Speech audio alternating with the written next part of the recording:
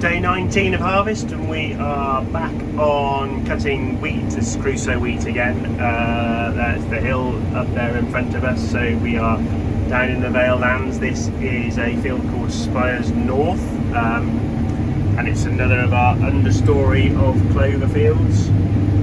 So this was dwarf clover, micro clover that was planted in the quinoa, which we harvested last year. It was sown in the spring, same time as the quinoa, and quinoa being pretty organic, no herbicides available or required, so actually the clover worked quite well as sort of a bit of a weed suppressant.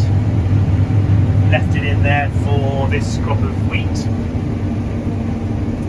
and yeah, finally getting to it now. It's actually pretty evenly established, a bit better than the clover that we looked at before.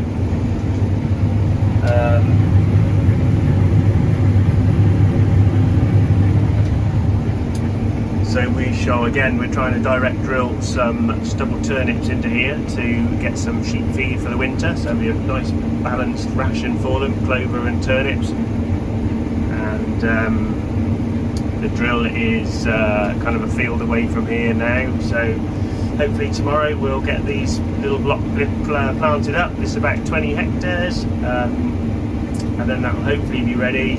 Stubble turnips and forage rate in about 8, probably 10 to 12 weeks. So just ready to put some lambs onto when the grass runs out of lots of quality. And hopefully we can finish some lambs off here to get them away as cheaply as we possibly can. So yeah, harvest 19 got going again this morning after a bit of a rain delay on Friday night. A little bit more on Saturday, not too bad. And yeah, good to be going again. Got a decent forecast.